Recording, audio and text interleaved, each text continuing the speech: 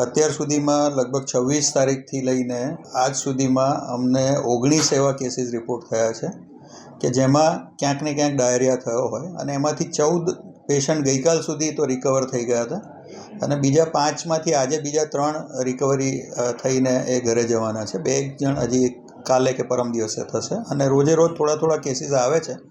પણ જ્યાં જ્યાં કેસ આવે ત્યાં અમે જઈને 1-to-1 કામગીરી કરીએ છીએ. જે તે કેસ હોય એની આજુબાજુના 50થી 100 ઘરનો સર્વે કરવામાં આવે છે.